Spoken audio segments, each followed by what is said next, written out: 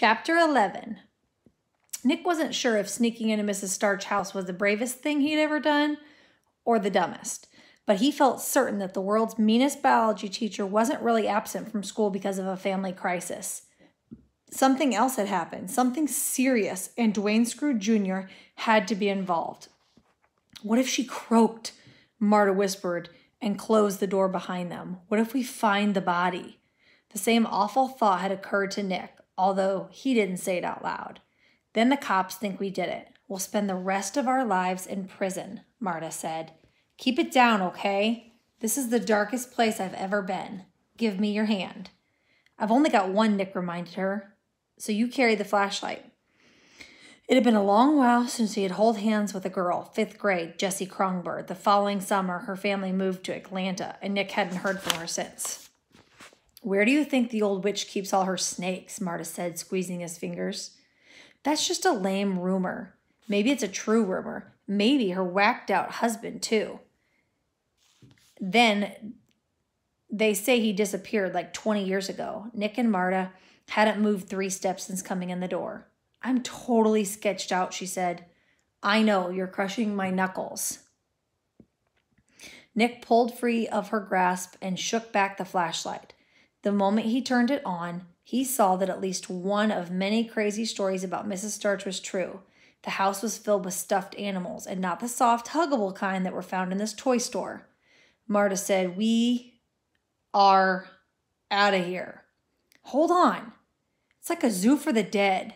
Nick, too, had never imagined such a scene, a herd of taxidermied creatures displayed in wild disorder. From wall to wall, from floor to rafters, there were birds, mammals, reptiles, amphibians of so many sizes suspended in poses of coiling, leaping, lurking, snarling, soaring, and pouncing. The animals stared with blank glass eyes through Nick and Marta into infinity. I told you she's crazy, Marta whispered. Nick played the beam from the flashlight across the lifeless menage. Every mount was identified with a handwritten, I think I know what she's done here, he said.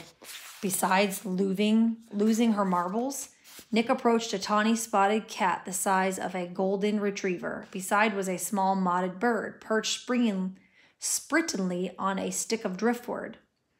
Mounted overhead on the wall was a homely brown fish with armored ridges. Nick checked the tags on each of them. They're all endangered species, he told Marta. That's a panther cub. That's a Cape Stable seaside sparrow. And that ugly thing on the wall is a short-nosed sturgeon. I know they're endangered because Mrs. Starch has a list on the class syllabus. You actually read the syllabus? What kind of geek are you? She said it would be on the final. Whatever, Nick. We got to get back to the mall before. Look here. He fixed the light on the short-eared brown bunny, a low-keys marsh rabbit. And there, he said, pointing to a shrubby-legged lump the size of a hockey puck, is a baby leatherback turtle. And this little guy is a rat, Marta interrupted irritably. A nasty, smelly rat. Wrong. Nick pronounced the name of it. It's a Choctaw Hotch-E beach mouse. That was my next guess, she said dryly. Hey, here's one with a collar, Nick grinned as he read it out loud. Chelsea Everett. Must be something special. Marta looked around uneasy. This place is too freaky. Nick approached a weather-beaten old steamer trunk. The lid was so bulky and warped that he was unable to raise it on one hand. Help me out, he said to Marta. No way. What if that's where she stuffs the Mrs. Starch's body? Quit whining. Together they were prized over the antique chest, which, to Marta's relief, was empty. She crinkled her nose. Smells like my grandpa's attic. A car door slammed outside. Nick instantly clicked off the flashlight. Get down, he said, tugging Marta to the floor. The glow from the car's headlights lit the edges of the window shades. Nick and Marta heard something clomping up the steps, making no effort to be stealthy. The next noise was the rattle of the doorknob. We're so busted, Marta groaned. Nick motioned towards the open trunk. After you. Nope, not happening. Get in. They clambered inside and pulled the top shut. The only sound was the thump of footsteps on the pine floor, and the footsteps were not dainty. It could not have been Mrs. Starch, who wasn't a dainty woman, or it could have been Smoke, or possibly some other sizable person. I can't breathe, Marta said wretchedly. Yes, you can. Turn on the flashlight, Nick, or I'm going to scream. Don't tell me you're claustrophobic. Big time. Nick said, oh, that's great. He too had a fear of confined spaces. The flashlight wouldn't come on until he jiggled the batteries. Is that better, he said. Marta was as pale as wax and drenched with sweat. She looked terrible. The steamer trunk was barely wide enough for the two of them to wedge side by side, sitting with their knees against their chins. For Nick, the cramped fit was as painful as it was unnerving.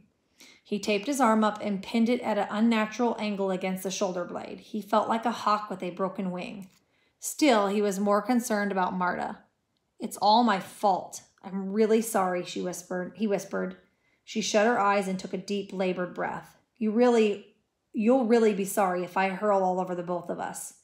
The person who entered the house was moving around, opening cabinets and cupboards. Gradually, the sound of the footsteps came closer, making the plank shudder beneath the trunk. Nick wished he had listened to Marta when she had told him to remove the ace bandage. It would have been helpful to have two good hands available if needed. He was furious at himself for taking such a foolish risk by entering Mrs. Starch's house. The last thing his mom needed right now was a phone call from the police, or worse, the hospital. And how would he break the news to his father? As the footfalls got heavier, Marta's eyes popped open. Can he see the light inside this thing? I doubt it, Nick said. The sides of the old chest appeared solid and seamless. Better turn it off just in case. You won't spaz out? Nope. Nick killed the flashlight. He could sense Marta was trembling at his side. In the smothering blackness, he reached out and found one of her hands. She squeezed back furiously, but now they could hear the cadence of human breathing outside the steamer trunk. Whoever was in the house, man or woman, was standing only a few feet away. Time seemed to stop dead. Nick felt trapped in his own skin, helpless on his own brink of panic. Taking care of Marta was the only thing that kept him steady. He was in the worst shape that he was. His escape strategy was simple because he was short on options. If they were discovered inside the trunk, Nick planned to spring straight upward, shrieking like a lunatic Jack-in-the-Box. The idea was to scare the pee out of the person in the room in hopes that he or she would either run away or have a stroke, at which point Nick and Marta could bolt safely out the back door. Nick figured that the shock tactic had only had a 50-50 chance of working on Mrs. Starch, who wouldn't be expecting nocturnal intruders. It wasn't so sure about Smoke. It was hard to picture the kid being afraid of anything, especially possibly a SWAT team. Marta's hand went limp and clammy. Nick gave her a little pinch, but she didn't respond. In the pitch darkness of the steamer chest, he groped frantically for her face to make sure she was still breathing. Watch it, she burst out. Your stupid thumb went in my nose. Not so loud. But it was too late. There was a heavy thud and a trunk moved. Come out of there, a male voice commanded. Nick and Marta were too frightened to respond. They felt another hard jolt, and the guy was kicking the sides of the wooden chest. So much for the element of surprise, Nick thought. Marta poked him sharply as if to say, do something. Nick shifted his weight to his heels and prepared to launch himself against the bulky lid. At that moment, the trunk went over backwards to the top flew open, spilling him and Marta in a tangled, terrified heap. Standing over them was a man who had overturned the chest. Get up, he snapped. Nick rose first and helped Marta to her feet. He noticed that they had landed on that mount of the endangered wood stork, snapping its long spindle legs so that now the same height of a duck. The stranger carried a flashlight of his own, which he aimed harshly in their eyes. This must be your first burglary, he said, because you stink at it. We didn't come in to steal anything, that's the truth, Nick blurted. He couldn't see the face behind the flashlight, but the voice didn't sound like Dwayne Scrooge Jr. Let's go for a ride, the man said. No, wait, said Marta. We're looking for our teacher, that's all. Move it. He exited through the back door, and the stranger prodding them from behind. Outside, there was enough starlight to see that the man was shirtless and wore scuffed trousers, muddy hiking boots. A black ski cap covered his hair, forehead, and ears. He stood about the same height as Smoke, although he was leaner and more muscle-bound. Nick didn't even consider trying to get away because Marta was still so wobbly she could have possibly outrun the stranger.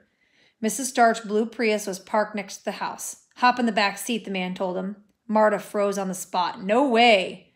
Just let us go, Nick pleaded. We won't tell the police. The man chuckled dryly. I'm the one who ought to be calling the cops. Now you two can either get in the car or you can be thrown in the car. It's your choice. Reluctantly, Nick and Marta got in. The stranger whipped the Prius around and drove down the trail to Buzzard Boulevard. He didn't bother switching on the headlights. "What'd you do with Mrs. Starch?" Nick said, heard himself to ask. The man opened his eyes in the rearview mirror. "The question is, what am I going to do with you?" Marta reached over and slugged Nick's leg. "My name's Twilly," the man said, a sure sign, or so Marta believed, or so he believed, that he intended to murder them and dump their bodies in the drainage canal. Otherwise, why would he be so casually to identify himself and risk being turned into the authorities? "I'm Nick Waters," said Nick. "My friend's name is Marta." "What happened to your arm, son?" Nick was pretty sure that the man named Twilly wouldn't believe the truth, that Nick was training to be a lefty. In any case, Nick didn't feel like getting him the details in the discussion of his father's war injury. "Lacrosse," he said. "I sprained it in lacrosse practice." The man said. Marta interjected. "Seriously? I was there when it happened." "Whatever you say." "Where are you taking us?" Nick asked. "Depends. My mom's meeting us back at the mall," Marta said. "If we're not there, she's going to go nuts, I swear. She'll call the White House." The stranger named Twilly said, "I wish I had a mom like that." Nick decided that because he was the only one who'd gotten them into this awful mess, it was his duty to get them out. And since he couldn't very well overpower the guy that hijacked the car, the next best option was to talk some sense into him. "Mister, you don't want to go to jail for kidnapping." "No, and I don't intend to," the man said evenly. "Honest, if you just let us go, we won't narc you out." "So Mrs. Starch is your teacher, huh?" Marta spoke up. "We're in her biology class." "And you adore her so much you busted into her home to make sure she's okay? Is that your story?" The man named Twilly was smiling behind the wheel. "Not exactly," Nick said. "We didn't break in. There was a key on the porch." "Ah."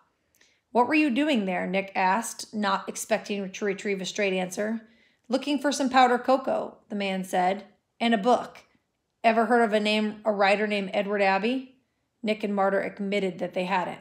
"No surprise," the stranger said.